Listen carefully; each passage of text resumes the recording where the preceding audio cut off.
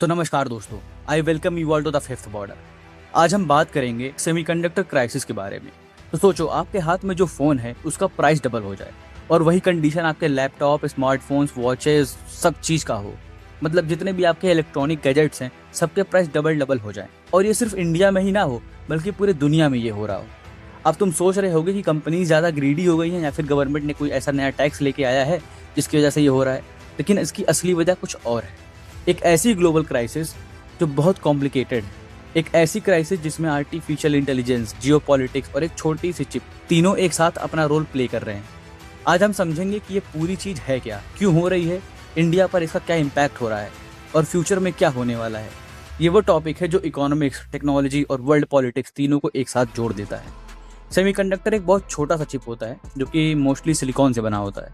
हाँ, सिलिकॉन वही मटेरियल है जो कि रेत में पाई जाती है। ये हमारे laptops, TV, fridge, even cars में, आजकल तो वॉशिंग मशीन में भी पाई जाती है। ये चिप बेसिकली हर एक इलेक्ट्रॉनिक डिवाइसेस का ब्रेन है। ये इन्फॉर्मेशन को प्रोसेस करता है, डेटा स्टोर कर रहा है और हर वो कैलकुलेशन रन करता है जो कि मॉडर्न लाइफ को पॉसिबल बनाता है। और अब सुनो ये नंबर, 2025 में ग्लोबल सेमीकंडक्टर इंडस्ट्री ने करीब $800 बिलियन की रेवेन्यू करी है। ये ज़्यादातर कंट्रीज के जीडीपी से बड़ा होता है और 2026 में अनुमान है कि ये $1 ट्रिलियन के आंकड़े को पार कर देगी। तो जब इंडस्ट्री में कुछ भी हलचल होता है तो पूरी दुनिया इसको फील कर पाती है। अब आते हैं असली बात पर कि 2026 में एग्जैक्टली हो क्या रहा है। देखिए, जो भी 2026 में हो रहा है, ये हो रहा है सिंपल रैम क्राइसिस की वजह से। अब इसका रूट कॉज है क्या? देखिए, इसका रूट कॉज है आपका आर्टिफिशियल इंटेलिजेंस। एआई का बूम इतना बड़ा हो गया है कि माइक्रोसॉफ्ट, गूगल और मेटा, अमेजॉन जैसी कंपनियों ने $100 बिलियन केवल डेटा सेंटर बनाने में लगा दिए हैं। और इन डेटा सेंटर को चाहिए होती है अपनी ब्रेन, और इनका ब्रेन होता है हाई बैंडविड्थ मेमोरी, शॉर्ट में हम इसे HBM कहते हैं। HBM की डिमांड इतनी एनॉर्मस है कि प्रैक्टिकली सारी चिप मैन्युफैक्चरिंग कैपेसिटी को इसने अपने अंदर एब्जॉर्व कर लिया है। ये एक स्पेशल टाइप की मेमोरी चिप होती है जो कि डेटा सेंटर्स यूज करते हैं। दुनिया का 3 सबसे बड़ा मेमोरी मेकर, ये तीनों ने मिल करके ग्लोबल मेमोरी प्रोडक्शन का 95% से ज़्यादा कंट्रोल कर लिया है। और अब तीनों ने मिल करके सेम डिसीजन लिया है। इन्होंने अपनी फैक्ट्रीज को ऑर्डिनरी चिप से हट करके एआई चिप की तरफ मोड़ दिया है। क्यों? क्योंकि एआई चिप में प्रॉफिट मार्जिन बहुत बड़ा होता है। तो इसका रिजल्ट ये है कि हमारा और आपका जेब खाली हो रहा है इससे। देखिए, कंज्यूमर प्रोडक्ट्स के लिए जो रेगुलर मेमोरी चिप हमको चाहिए रहती हैं, वो सबकी शॉर्टेज हो चुकी है। DRAM चिप्स की प्राइस 2026 के पहले क्वार्टर में 40% तक बढ़ चुकी हैं और कुछ स्पेसिफिक चिप्स वो हजार % तक बढ़ गई हैं जिनका यूज ज़्यादा नहीं होता है। एनालिस्ट बोल रहे हैं कि इस ईयर के एंड तक कंबाइंड मेमोरी और शॉर्टेज प्राइस तीनों मिल करके 130% तक हमारे चिप्स की प्राइस को सर्च कर सकती हैं, मतलब सीधा 2 गुना। अब देखिए, यहाँ पे हमें एक एनालिसिस करते हैं कि किसको कितना नुकसान हो रहा है। देखिए, सबसे ज़्यादा फ्रिंजेस पे हैं आपके स्मार्टफोन्स। यहाँ सबसे ज़्यादा डायरेक्टली फील होता है हमें, क्योंकि एक मिड रेंज फोन में मेमोरी चिप का प्राइस करीब 20 से 30% होता है उसकी मैन्युफैक्चरिंग का। तो जब भी मेमोरी प्राइस बढ़ती है, मैन्युफैक्चरर कब तक उसको अपने जेब से भरेगा? आखिर में वो सब हमारे कंज्यूमर के ऊपर ही ट्रांसफर करता है। एक और इंटरेस्टिंग चीज है, देखिए 128 GB वाले फोन मॉडल साइलेंटली डिस्कंटिन्यू हो रहे हैं। कंपनीज का मार्जिन इतना टाइट हो गया है कि वो अफोर्ड ही नहीं कर सकते इस फोन को बनाना। अब 256 GB एक नया बेसलाइन बनता चला जा रहा है। मतलब तुम चाहते ना चाहते महंगे ऑप्शन की तरफ पुश हो ही रहे हो। सेम हाल है आपके लैपटॉप्स और पीसीज का।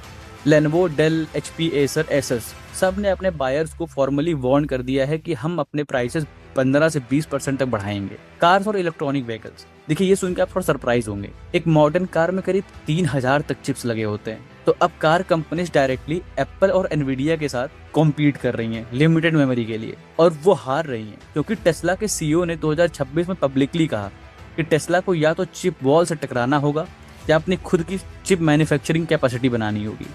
ये शॉर्टेज इतना सीरियस है कि ऑटोमोटिव इंडस्ट्री बहुत ज़्यादा सफ़र कर रही है इससे। देखिए, इसमें एक जियोपॉलिटिक्स का चक्कर भी है। सेमीकंडक्टर्स आज वही है जहाँ पे 20th सेंचुरी में ऑयल था। जो कंट्री चिप प्रोडक्शन कंट्रोल करेगी वही फ्यूचर की ग्लोबल इकोनॉमी कंट्रोल करेगी।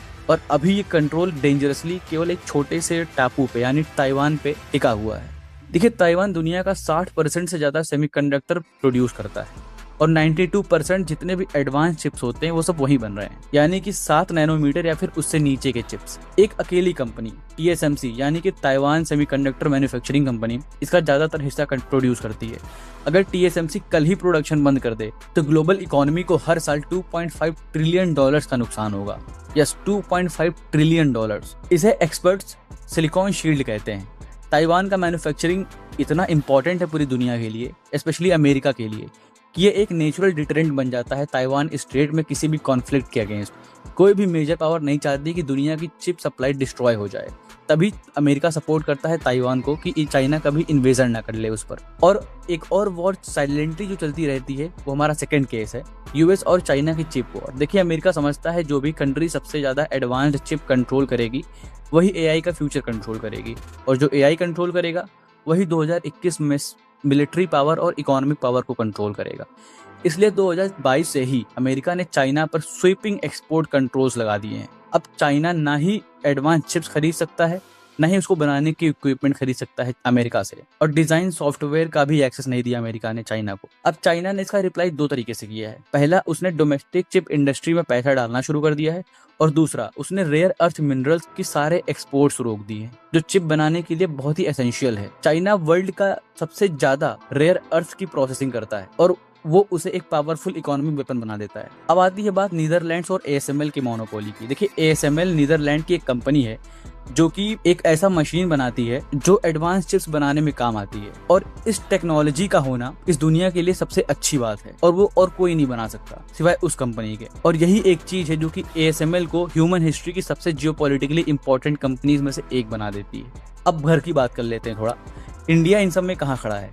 देखिए, सीधा जवाब है कि इंडिया अभी ऑलमोस्ट पूरी तरीके से वल्नरेबल है। इंडिया अपने डिवाइसेस में यूज होने वाला 65 से लेकर 70% इलेक्ट्रॉनिक कंपोनेंट इंपोर्ट करता है, और एडवांस चिप्स, डिस्प्ले कंपोनेंट्स और मेमोरी इसका तो 100% इंपोर्ट करते हैं हम खुद कुछ डिजाइन नहीं करते। मैन्युफैक्चरिंग भी हमारे प्रैक्टिकली जीरो है और पूरी तरीके से बाकी दुनिया पर डिपेंडेंट है। तो semiconductor price hike Indian consumer को डायरेक्टली अफेक्ट करती है। देखिए, इंडिया के एम्बिशंस बड़े हैं। इंडिया ने 2021 में 76,000 करोड़ रुपए डाले हैं अपने मार्केट में कि हम सेमीकंडक्टर बनाएंगे बिल्कुल स्क्रैच से। 3 मेजर प्रोजेक्ट्स हैं जो कि हर स्टूडेंट्स को याद रहना चाहिए। पहला है टाटा ग्रुप का ताइवान के साथ एक प्रोजेक्ट चल रहा है गुजरात में, और दूसरा है आपका माइक्रोन टेक्नोलॉजी अमेरिका से, और तीसरी है आपकी फॉक्सकॉन और HCL जो कि जेवर उत्तर प्रदेश में मिल करके डिस्प्ले ड्राइवर चिप फैकल्टी बना रहे हैं। देखिए, इंडिया के पास चैलेंजेस बहुत बड़े हैं। इंडिया को 2027 तक 2.5 लाख से लेकर के 3 लाख स्किल्ड सेमीकंडक्टर वर्कर्स चाहिए जो कि सेमीकंडक्टर मैन्युफैक्चरिंग में बहुत स्पेशलाइज्ड हों।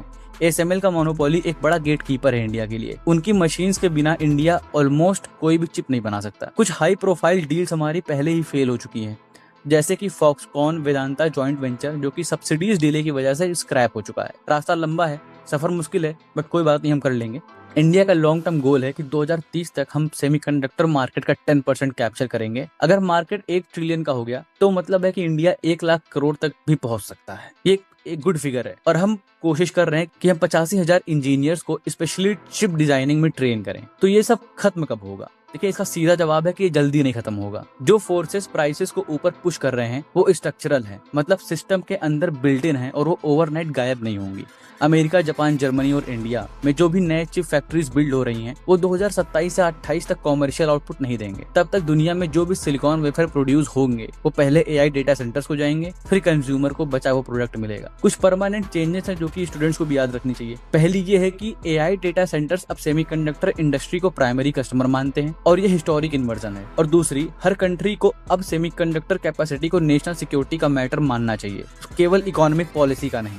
तीसरी, ओल्ड मॉडल जिसमें कंपोनेंट सबसे सस्ती जगह बनाए जाते थे वो रिप्लेस हो रहा है एक मॉडल से जो रिजिलियंस और पॉलिटिकल अलाइनमेंट पे बेस्ड था। और चौथी, यूएस और चाइना की चिप वॉर इस एरा का डिफाइनिंग टेक्नोलॉजिकल कॉन्फ्लिक्ट है।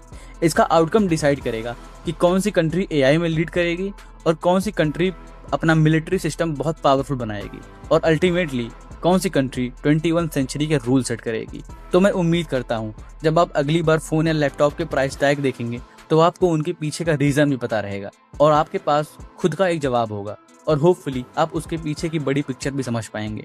अगर आपको ये वीडियो अच्छा लगा हो तो लाइक, शेयर और सब्सक्राइब करें इस चैनल को। मैं मिलता हूँ आपसे अगले वीडियो में, तब तक सोचते रहें, समझते रहें।